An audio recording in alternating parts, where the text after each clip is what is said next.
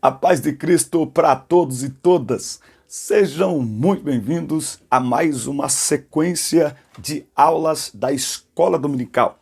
Nós temos aqui aulas todas as semanas para as classes de adultos, juvenis, adolescentes e jovens. Todas as semanas um vídeo novo, comentando a aula, trazendo aí algumas curiosidades para ajudar, para ser um suporte para todos aqueles que desenvolvem o ministério maravilhoso de ensino da palavra de Deus na igreja através da escola dominical. Trabalha mais de 20 anos com jovens e adolescentes, também pregando a palavra de Deus, dando palestras, participando de escolas bíblicas, participando de congressos, de eventos, de cultos, de festividades. E aqui na descrição dos vídeos você tem todas as minhas redes sociais para conhecer melhor nosso histórico e ministério. E será um prazer no ano de 2020 conhecer, cooperar com eventos de sua igreja, na sua congregação, aí no seu campo de trabalho. Será um prazer atender os irmãos em todo o Brasil, aonde quer que formos úteis. Vamos à nossa aula da escola dominical. Amigo bom sabe como te levar até onde Jesus está. Namorado bom é aquele que te leva para Jesus, não que te afasta dele.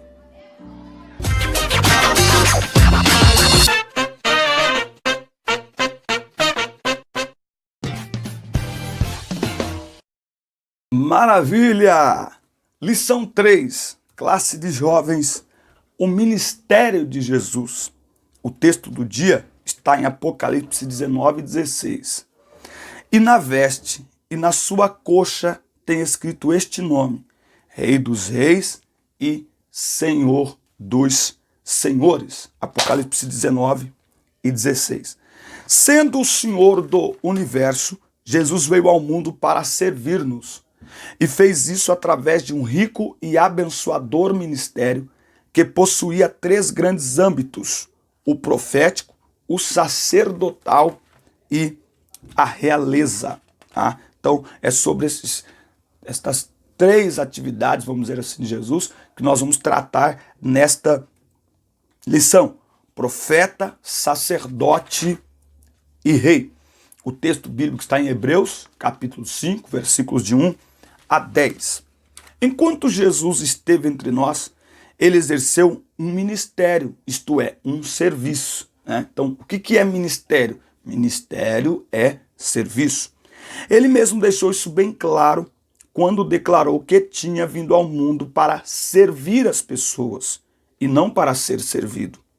Esse é um princípio fundamental que devemos levar em consideração sobre a pessoa bendita de Jesus. Ministério não tem a ver com regalias nem com privilégios. Ministério é serviço. Eu confesso que há algumas coisas que eu prefiro não falar, mas estão implícitos no ministério de Jesus. Jesus se misturava às pessoas. Jesus tinha prazer em servir as pessoas e por isso, inclusive, ele despertava a ira, a raiva, enfim, não é?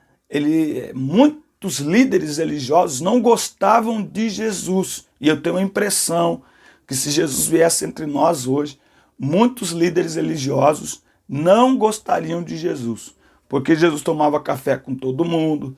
Se Jesus chegasse num lugar e tivesse todo mundo bebendo xereta, ele ia tomar xereta, ele não ia pedir Coca-Cola. Jesus não ia querer um lugar de destaque. Ok? Ficou por aí. Enfim, ministério é serviço, servir pessoas. O privilégio está no servir. Ok? Então nós somos chamados para servir. Ele deixou isso muito claro. O Filho do Homem não veio para ser servido. Não é? Eu estive conversando com um amigo que foi levado ao pastorado, consagrado ao pastorado agora esta semana. Parabéns, querido. Deus te abençoe, que bênção, não é? Este reconhecimento da igreja. E ele disse, muito obrigado, mas eu entendo que eu acabo de descer mais um degrau no ministério, não é? Então, quanto mais degraus você desce, maior é a carga, a ser carregada. Isso é ministério. Muito bem. O ofício de profeta. Em Deuteronômio 18, 15 a 19, temos o anúncio de um personagem que no futuro indeterminado exercerá o ministério profético com autoridade e poder semelhantes a Moisés. Milênios após a partida do grande profeta de Israel, surge no curso da história humana Jesus de Nazaré, aquele que, segundo Atos 7,37, é o cumprimento histórico daquele longínquo anúncio profético. Não é? Interessante que enquanto Moisés vem para ser o libertador de Israel, Jesus vem para libertar-nos de todo o poder do pecado, para nos livrar da escravidão do pecado. A escravidão do Egito ela era momentânea, mas mesmo no Egito eles podiam servir a Deus. Não é? Agora, a escravidão de que Jesus veio nos libertar foi a escravidão do pecado. E nós precisamos começar a lembrar as pessoas que o pecado é um senhor de escravos. O pecado escraviza, não é? O filho de Joquebede veio para ferir a rocha, para dar um pouco de água para aquelas pessoas na sua jornada pelo deserto. Jesus é a própria água da vida. Ele disse: quem tem sede, venha a mim e beba. Coisa linda. Jesus é tanto a rocha quanto a água. O profetismo de Jesus. Temos em Jesus Nazaré um típico discurso profético, o qual pode ser distinguido por 3 características fundamentais. Uma fala que amplifica o clamor das camadas mais sofridas da população. Jesus não deixou de mostrar indignação com a situação social das pessoas que o cercava, tá certo? Então ele sempre procurava deixar claro que aquilo precisava mudar, não é? Então foi assim que ele posicionou-se contra escribas e fariseus e também com relação às pessoas que se acomodavam numa espiritualidade fria e sem comprometimento com o outro. Então o profeta ele sempre vai trazer um certo incômodo para aquilo que precisa ser incomodado. O profetismo dele também se revela através da natureza proclamativa do ministério. Não foi apenas para tratar de problemas de sua época que o mestre veio ao mundo, mas também como profeta para anunciar antecipadamente a conclusão da história, momento no qual nós seremos mais do que vencedores. A urgente necessidade de resgate do discurso profético de Jesus. A crise generalizada que se alastrou em nossa sociedade necessita de uma resposta à altura. Plataformas ou projetos humanos não serão capazes de solucionar a origem desta tensão moral e espiritual que vivemos. Somente se retornarmos ao discurso originário do cristianismo, aquele que tão bem caracteriza Jesus como profeta, poderemos ter esperança de dias melhores. Olha só, esta semana eu fiz a seguinte pergunta num grupo de WhatsApp que eu participo com alguns pregadores. E inclusive quero escrever um material sobre isso. Você que lidera jovens, fale comigo aí pelo WhatsApp 19 98768 4868. O tema desse trabalho que eu estou escrevendo é crise de identidade. Até onde iremos? Falando mais da Assembleia de Deus, que é a igreja de qual eu faço parte há 40 anos. Até onde iremos? Nós temos visto hoje uma luta para fazer de tudo para ganhar todos. Mas até onde nós iremos? Até onde, ao invés de pregarmos o evangelho genuíno e deixar que o evangelho faça o seu papel de atrair, de chamar e o Espírito Santo de convencer, até onde nós iremos querendo fazer esta função que é única e exclusivamente do Evangelho do Espírito Santo. Ou seja, a nossa missão é pregar o Evangelho. O problema é que querendo atrair pessoas, alcançar pessoas, nós muitas vezes temos deixado de pregar o Evangelho ou temos manipulado a pregação do Evangelho para que as pessoas escutem aquilo que as atrai, aquilo que toca os seus ouvidos, mas que não transforma a alma. A igreja do Senhor Jesus, e por isso ela tem vocação profética, que jamais pode ser renunciada à custa de tornarmos-nos coniventes e cúmplices de todo pecado estrutural que procura instalar-se em nossa sociedade. A igreja é o único sinal de alerta para dizer ao mundo: ei, o mundo está indo de mal a pior. Ei, o arrebatamento está mais próximo do que vocês imaginam.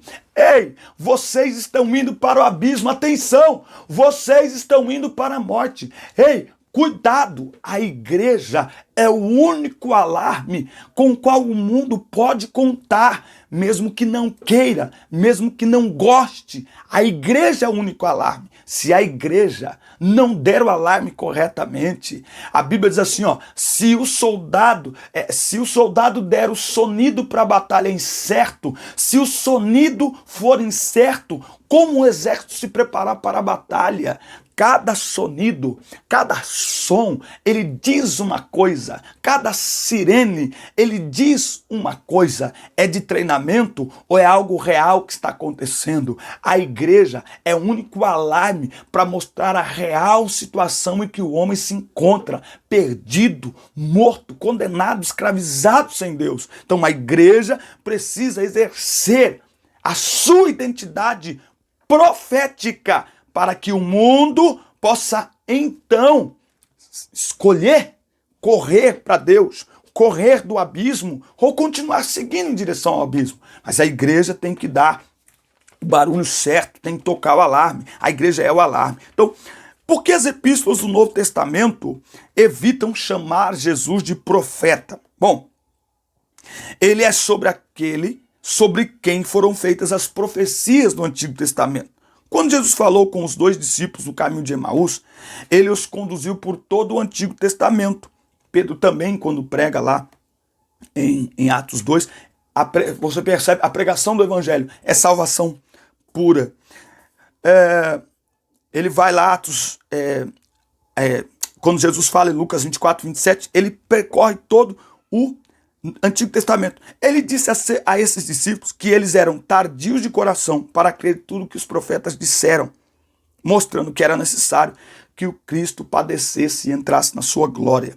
Que diz que os profetas do Antigo Testamento estavam predizendo os sofrimentos de Cristo e sua glória subsequente. Assim, os profetas do Antigo Testamento escreviam a respeito do Cristo esperado no futuro. E os apóstolos do Novo Testamento examinavam o que Cristo fez no passado e interpretavam sua vida em benefício da igreja. Então, Cristo é o cumprimento de todas as profecias que foram ditas dele no Antigo Testamento. Jesus não era meramente o mensageiro da revelação de Deus. Ele era a própria revelação.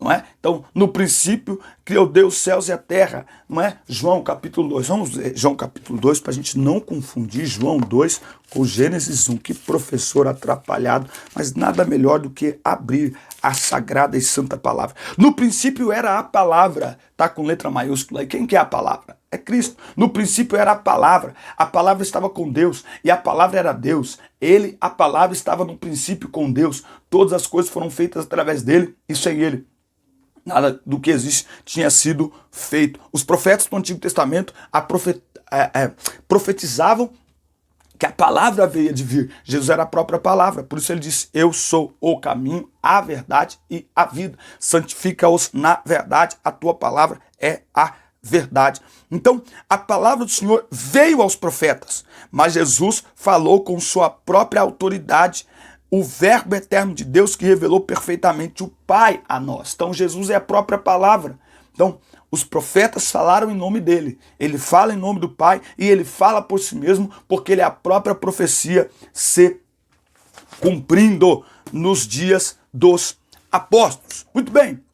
O ofício de sacerdote. Há na carta aos Hebreus uma série de argumentações demonstrando que Jesus é o grande ministro de Deus em favor de nossas vidas. O mais fabuloso de pensar sobre o aspecto sacerdotal do ministério de Jesus é que ele não estava institucionalmente ligado a este ofício religioso em sua época. Então, Jesus não servia no templo, não é? Jesus não era um sacerdote porque ele estava ligado a algum tipo de tradição sacerdotal. Ele representava a ordem sacerdotal de Melquisedeque e não a levítica.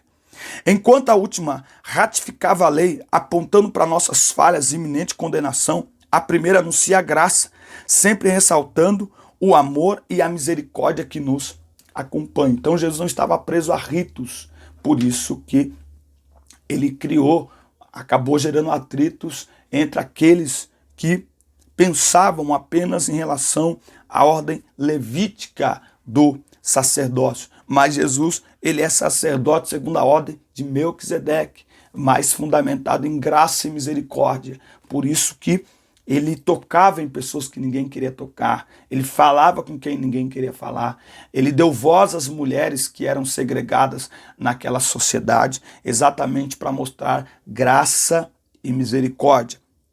Ele foi o ofertante e a oferta, não é? Então, ele não teve apenas um sentimento vazio para com a humanidade, mas ele se entregou por nós. Ele não, como os sacerdotes, né, do Antigo Testamento, que ofereciam sacrifícios por si mesmos e pelo povo. Jesus ofereceu a si mesmo como oferta, como sacrifício por nós. Versículo 17 de João 10. Por esse motivo o Pai me ama, porque eu entrego a minha vida para retomá-la. Ninguém a tira de mim. Antes, eu a entrego de espontânea vontade. Tenho poder para entregá-la e poder para retomá-la. Esse é o mandamento que recebi de meu Pai. Então, Jesus, ele é um sacerdote diferenciado, porque ele não apenas veio oferecer sacrifício a Deus por nós, como ele foi o próprio sacrifício, a própria oferta. Ele se ofereceu por nós como oferta de sacrifício a Deus. Por isso que na cruz, antes do último suspiro, ele diz: está consumado. Que é isso? A oferta foi completada, a oferta foi terminada, o preço foi pago. A Igreja de Cristo, uma comunidade sacerdotal, em Números momentos nas Escrituras, somos informados dessa maravilhosa verdade. Aqueles que seguem o Cristo são ou serão reis e sacerdotes do bom Deus. Por isso devemos fazer de nossa existência um grande movimento de oferta e sacrifícios a Deus. A Bíblia diz lá em 1 Pedro, capítulo 2, 1 Pedro, capítulo 2, e versículo 9, a Bíblia diz: mas vós sois geração eleita, sacerdócio real. Esse sacerdócio real não é apenas aquele que oferece sacrifícios, mas a nossa própria vida é uma oferta também a Deus. Nós devemos viver para a glória de Deus. E o que é isso, senão oferecer-se a Deus? Cristo, como sacerdote, ofereceu um sacrifício perfeito pelo pecado. O sacrifício que Jesus ofereceu pelos pecados não foi o sangue de animais como touros ou bodes, porque é impossível que o sangue de touro e bodes remova sacrifícios, remova pecados, melhor dizendo, Hebreus 10:4. Em vez disso, Jesus ofereceu a si mesmo como sacrifício perfeito. Ao cumprirem os tempos, se manifestou uma vez por todas para aniquilar pelo sacrifício de si mesmo o pecado. Hebreus 9:26. Esse sacrifício foi definitivo e completo, que jamais precisaria ser repetido, tá? Esse tema, ele é frequentemente enfatizado no livro de Hebreus. Jesus, como sacerdote, nos aproxima continuamente de Deus. Os sacerdotes no Antigo Testamento não apenas apresentavam sacrifícios, mas também compareciam de modo representativo na presença de Deus, de tempos em favor do povo. Mas Jesus fez muito mais que isso. Como nosso perfeito sumo sacerdote, ele continuamente nos conduz à presença de Deus. Eu queria que você marcasse aí duas referências bíblicas, ou uma pelo menos. Efésios capítulo 2 e Efésios capítulo 2, versículos de 11 a 18. Você vai ver que Jesus, através do seu sacrifício, ele quebrou toda a barreira de separação que existia para nos reconciliar, para nos aproximar de Deus. E em Hebreus, a Bíblia também diz: cheguemos com confiança diante do trono da graça para sermos atendidos. Hebreus 4:16, para sermos atendidos em tempo oportuno. Por quê? Porque Cristo, o nosso sacerdote, ele não apenas nos apresenta diante de Deus, como ele está diante de Deus todo o tempo, e por isso, como sacerdote, ele intercede continuamente por nós. Hebreus, novamente, capítulo 7, 25. Também pode salvar totalmente os que por ele se chegam a Deus, vivendo sempre para interceder por eles. Então, Cristo é o nosso sacerdote, o nosso sumo sacerdote, e nós devemos agir na terra, viver na terra, também como sacerdotes, intercedendo pelas pessoas e que a nossa vida também sendo uma oferta a Deus e entendendo este sacrifício perfeito que Jesus fez por nós. Muito bem, e nesse aspecto a igreja é uma comunidade sacerdotal. Então, não apenas interceder por nós, não apenas nos oferecer, mas a igreja também é o elo que conecta pessoas com Deus. É através da igreja, o corpo de Cristo, que o homem se conecta com Deus, tá certo? Muito bem, terceiro tópico aqui, o ofício de rei. Ah, Jesus é rei. Os sábios do Oriente, seguindo os rastros de uma investigação científica, vieram em busca daquele que seria o rei dos judeus. O povo entusiasmado, não apenas com o discurso de Jesus, mas também com suas obras, ao mesmo tempo maravilhosas e graciosas, estava decidido em tomá-lo à força e proclamar-lhe rei, rei dos judeus. Com uma parte da ironia, ele foi crucificado com uma placa que dizia: este aqui é o rei dos judeus, claro, de uma maneira humilhante. A realeza de Jesus é uma herança da promessa do Senhor a Davi, numa perspectiva étnico-histórica com relação a Israel, não é? Bom, os inimigos de Jesus não tinham como acusá-lo em nada. Ele foi impecável em todas as suas ações cerimoniais, sociais e morais. Desta forma, eles tiveram de criar uma mentira para que fosse realizada uma acusação formal contra Jesus no Sinédrio. Então vamos analisar um pouquinho aqui Cristo como rei. Olha, no Antigo Testamento, o rei tinha autoridade para governar a nação de Israel. No Novo Testamento, Jesus nasceu para ser o rei dos judeus, mas recusou todas as tentativas do povo para fazer um rei terreno com poder militar e político terreno.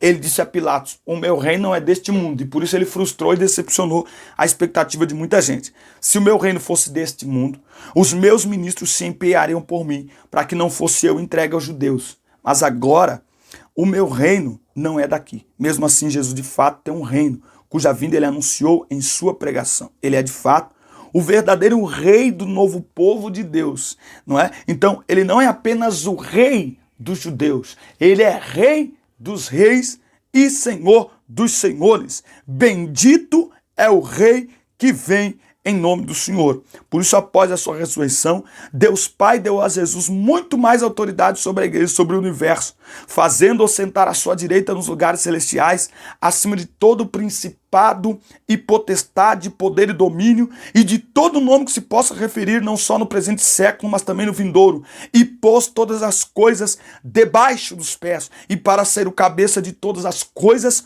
o deu a igreja. Efésios 1, do 20 ao 22, Mateus 28, 18, é-me dado todo o poder no céu e na terra. Essa autoridade sobre a igreja, sobre o universo, será mais plenamente reconhecida pelas pessoas quando Jesus voltar à terra com poder e grande glória para reinar. Naquele dia, todo joelho se dobrará diante dele. Todo joelho se dobrará diante dele. Amém, meus queridos? O tríplice, então, ministério de Jesus garantiu-nos o direito a uma perfeita salvação. Tendo aprendido com o Senhor, sejamos seus imitadores nesta geração. O Quírios, que foi trocado pelo César, você tem aqui mais algumas informações na lição para você olhar, para você analisar. para você ler, para você pesquisar. Que a sua aula seja uma bênção. Eu acho fantástico falar sobre Jesus. É maravilhoso falar sobre Jesus. Que Deus abençoe sua vida, que Deus abençoe sua casa, seu ministério, seus alunos, a sua família.